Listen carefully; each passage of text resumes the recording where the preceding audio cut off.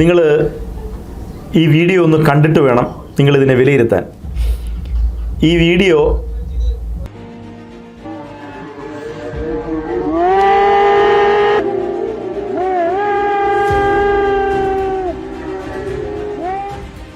സാനിയ മനോമി നമുക്കൊപ്പം. സാനിയ മനോമി, ഒരു പഞ്ചായത്ത് ഓഫീസാണ് ഇങ്ങനെ ശുദ്ധീകരിക്കുകയൊക്കെ ചെയ്തിരിക്കുന്നത്. ചങ്ങരോത്ത് എന്താണ് നടന്നത്? സുജയ, ആഹ്ലാദ പ്രകടനത്തിനിടെയായിരുന്നു ഈ സംഭവം. നേരത്തെ നമ്മൾ റിപ്പോർട്ട് ചെയ്ത പോലെ പലയിടങ്ങളിൽ നിന്നും കൊലവിളിയൊക്കെ ഉണ്ടായെങ്കിലും ഇത്തരത്തിൽ പഞ്ചായത്ത് ഓഫീസ് ചാണകവെള്ളം തളിച്ച് ശുദ്ധീകരിക്കുന്ന സംഭവം ആദ്യമായാണ്. ചങ്ങരോത്തെ ലീഗ് നേതാക്കൾ ചേർന്നാണ് ഇത്തരത്തിൽ അവിടെ ചാണകവെള്ളം തളിച്ച് ശുദ്ധീകരിക്കുന്ന സംഭവം ഉണ്ടായത്. കോഴിക്കോട് ജില്ലയിലെ ചങ്ങരത്ത് പഞ്ചായത്തിൽ UDF അധികാരത്തിൽ വന്നപ്പോൾ കഴിഞ്ഞ തവണ ഇരുന്ന് LDF അധികാരത്തിന് പുറത്തു പോവുകയാണ്. അപ്പോൾ അവിടെ ചാണകവെള്ളം തളിച്ച് ചൂല് വെച്ച് തൂത്ത് ശുദ്ധികലശം നടത്തുന്നതായിട്ടാണ് പട്ടികജാതിക്കാരനായിട്ടുള്ള ഒരു പഞ്ചായത്ത് പ്രസിഡൻ്റായിരുന്നു ഇവിടെ ഇരുന്നത്. അപ്പോൾ ചാണകവെള്ളം തളിച്ചാണ് അവരെ തുടങ്ങുന്നത്. പക്ഷേ മുസ്ലിം ലീഗ് പറയുന്നത് ഞങ്ങൾ ചാണകവെള്ളമല്ല തളിച്ചത്, വെറും വെള്ളമാണ് തളിച്ചത് എന്നാണ് അവർ ന്യായീകരിക്കുന്നത്. ഈ ചാണകവെള്ളമാണെങ്കിലും ശരി, ഇനി വെറും വെള്ളമാണെങ്കിലും ശരി, അത് ഉദ്ദേശശുദ്ധി ഒന്ന് തന്നെയാണ്, ഉദ്ദേശം ഒന്ന് തന്നെയാണ്. അത് അയിത്തം ആചരിക്കുകയാണ് ചെയ്തിരിക്കുന്നത്. ഇന്ത്യയിൽ നിയമം മൂലം നിരോധിച്ച അയിത്തം ആചരിക്കുകയാണ് ചെയ്തത്. അത് മുസ്ലിം ലീഗ് അത് ചെയ്തപ്പോൾ അതിൻ്റെ ചരിത്രപരമായ ചില വസ്തുതകൾ കൂടി ഞങ്ങൾക്ക് പറയാതിരിക്കാൻ നിവൃത്തിയില്ല. കാരണം എൻ്റെ പല വീഡിയോകളിലും പറയുമ്പോൾ ഞാൻ ആവർത്തിക്കാറുള്ളതാണ്, എനിക്ക് നിരവധി മുസ്ലിം സുഹൃത്തുക്കളുണ്ട്, മുസ്ലിം സഹകാരികളുണ്ട്. അവരോട് ഞാൻ നേരിട്ടും പറയാറുള്ളതാണ്, മുസ്ലിങ്ങൾ, അതായത് ഇന്ത്യയിലെ മുസ്ലിങ്ങൾ, പ്രത്യേകിച്ചും കേരളത്തിൽ മുസ്ലിങ്ങൾ ജാതി വ്യവസ്ഥിതി പ്രാക്ടീസ് ചെയ്യുന്ന ആളുകളാണ്. ഇതിനു മുൻപ് ഞാൻ പറഞ്ഞിട്ടുണ്ട്, ഇപ്പോൾ വീണ്ടും ആവർത്തിക്കുകയാണ്. ആ ജാതി വ്യവസ്ഥിതി ആചരിക്കുന്നത് കൊണ്ടാണ് ഈ ചങ്ങാരത്ത് പഞ്ചായത്തിൽ ഇങ്ങനെ ഈ ശുദ്ധികലശം നടത്തി, വെള്ളം തളിച്ചാണെങ്കിലും ചൂല് തൂത്ത് അങ്ങനെ കാണിച്ച ആഘോഷ പ്രകടനം നടത്തിയത്. അവർ ജാതി പ്രാക്ടീസ് ചെയ്യുന്നതുകൊണ്ടാണ്. ഇന്ത്യൻ മുസ്ലിങ്ങൾ അല്ലെങ്കിൽ കേരളത്തിലെ മുസ്ലിങ്ങൾ ജാതി പ്രാക്ടീസ് ചെയ്യുന്നു എന്ന് അടിവരയിട്ട് പറയുന്നതിൻ്റെ കാരണം, നമ്മൾ അറബി നാടുകളിലേക്ക് ചെന്നാൽ അവിടെയാണ് മുസ്ലിങ്ങളുള്ളത്. ഇന്ത്യയിലെ മുസ്ലിങ്ങളല്ല എന്ന് നമുക്കറിയാം. അറബി നാടുകളിലേക്ക് ചെന്നാൽ അവിടുത്തെ അറബിക്ക്, അവിടുത്തെ മുസ്ലിമിന് അറിയേണ്ടത് എനിക്ക് ജോലി ചെയ്യാനുള്ള ശേഷിയുണ്ടോ, എനിക്ക് വിദ്യാഭ്യാസമുണ്ടോ, എനിക്ക് സമയമുണ്ടോ, കഴിവുണ്ടോ, എൻ്റെ സ്കിൽ എന്താണോ അത് മാത്രം അവർക്ക് അറിഞ്ഞാൽ മതി. ഇവിടെ ഇന്ത്യയിൽ നിന്ന് വരുന്ന ഒരുത്തിൻ്റെയും ജാതി അവർക്കറിയേണ്ട കാര്യമില്ല. അവർക്ക് ജാതിയല്ല പ്രശ്നം, കഴിവാണ് പ്രശ്നം. പക്ഷേ ഇന്ത്യൻ മുസ്ലിങ്ങൾ ജാതി പ്രാക്ടീസ് ചെയ്യുന്നുണ്ട്. പ്രത്യേകിച്ചും കേരളത്തിൽ അത് വളരെ കൂടുതലാണ്. കേരളത്തിൽ ഹിന്ദുക്കൾ ഏറ്റവും കൂടുതൽ ജാതി കൊണ്ടു നടക്കുന്നത് എങ്ങനെയാണോ അതുപോലെ തന്നെയാണ് ഇവരും കൊണ്ടു നടക്കുന്നത്. അതിൻ്റെ ഉദാഹരണം എന്ന് പറഞ്ഞു കഴിഞ്ഞാൽ, ശബരിമലയിൽ സുപ്രീം കോടതി ഭരണഘടനാ ബെഞ്ചിൻ്റെ വിധി വന്നപ്പോൾ സ്ത്രീകൾ കയറാമെന്ന് പറഞ്ഞപ്പോൾ കേരളത്തിലെ മുസ്ലിം ആത്മീയ ആചാര്യന്മാരും കേരളത്തിലെ മുസ്ലിം സാമൂഹിക പ്രവർത്തകരും കേരളത്തിലെ മുസ്ലിം രാഷ്ട്രീയ പ്രവർത്തകരും ഒരുപോലെ പറഞ്ഞത് ശബരിമലയിൽ സ്ത്രീകൾ കയറണ്ട, അത് സുപ്രീം കോടതി വിധി അനുസരിക്കേണ്ട, അവിടെ അതിൻ്റെ തന്ത്രി മേൽശാന്തി പറയും, അതനുസരിച്ച് പോയാൽ മതിയെന്നാണ്.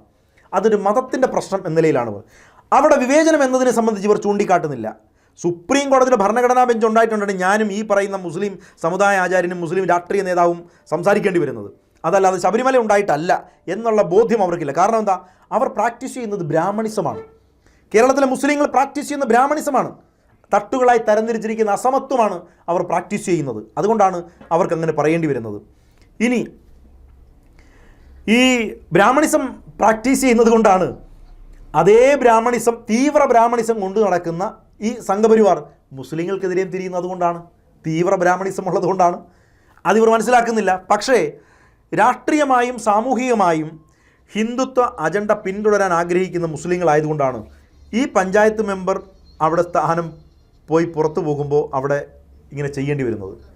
ഞാൻ അതിനേക്കാൾ ആധികാരികമായി എൻ്റെ മുൻപൊരു വീഡിയോയിൽ ഞാൻ പറഞ്ഞിരുന്നു, കേരളത്തിൽ ഒരു ബ്രാഹ്മണനെയും ഇവിടെ മുസ്ലിങ്ങൾ ബലാത്സംഗം ചെയ്തിട്ടില്ല, ഒരു ബ്രാഹ്മണനെയും കൊല ചെയ്തിട്ടില്ല. പക്ഷേ അവർ കൊല ചെയ്തിട്ടുള്ളതും ബലാത്സംഗം ചെയ്തിട്ടുണ്ടെങ്കിൽ തന്നെയും അതൊക്കെ പട്ടികജാതി സമൂഹത്തിൽപ്പെട്ട ആളുകളാണ്. എന്തുകൊണ്ടാണ്? അവർക്കറിയാം ഞങ്ങൾ പിന്തുടരേണ്ടത് ഹിന്ദുത്വ നയമാണ്, ഹിന്ദുത്വ ബ്രാഹ്മണിക്കൽ അജണ്ടയാണ് പിന്തുടരേണ്ടതെന്നുള്ളതുകൊണ്ടാണ് അവരങ്ങനെ ചെയ്യുന്നത്. അതുകൊണ്ടാണ് ഞാൻ പറഞ്ഞത് ബ്രാഹ്മണ സ്ത്രീയെ ബലാത്സംഗം ചെയ്തിട്ടില്ല അല്ലെങ്കിൽ ബ്രാഹ്മണരെ കൊല ചെയ്തിട്ടില്ല എന്ന് പറഞ്ഞത്. അവരെ കൊല ചെയ്യണമെന്ന അർത്ഥത്തിലല്ല ഈ പറയുന്നത്.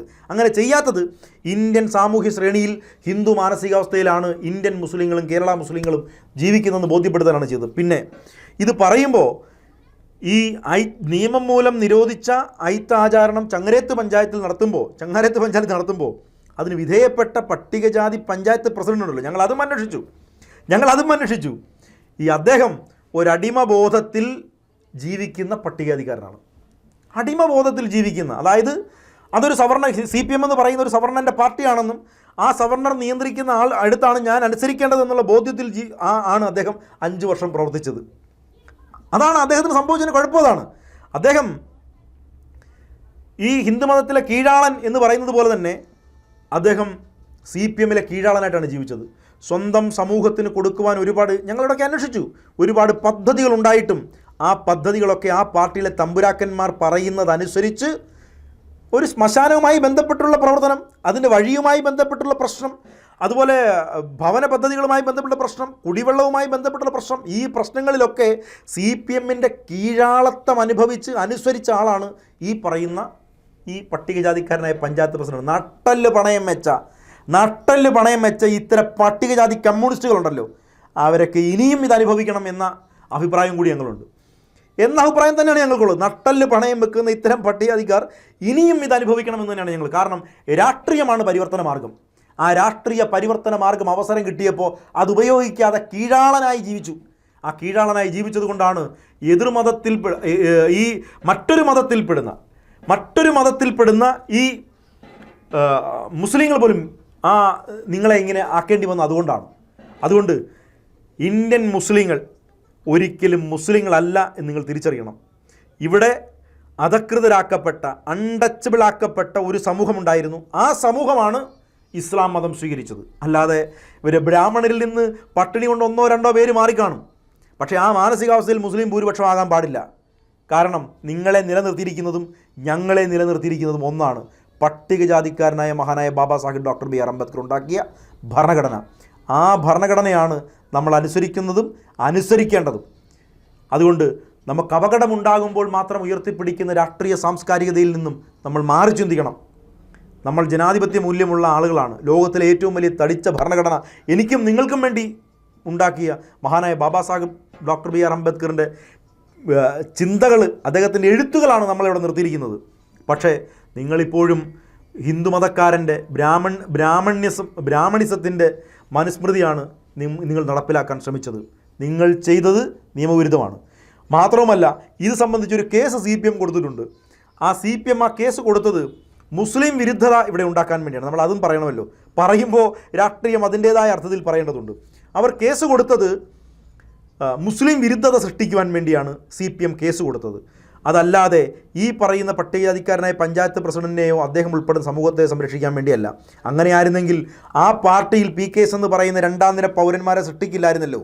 അപ്പോൾ അത്തരം 2ാം നിര പൗരന്മാരെ കൂടെ നിർത്തുവാൻ വേണ്ടിയാണ് തട്ടിപ്പിന് വേണ്ടി ഈ കേസ് ഇവർ കൊടുത്തിരിക്കുന്നത്.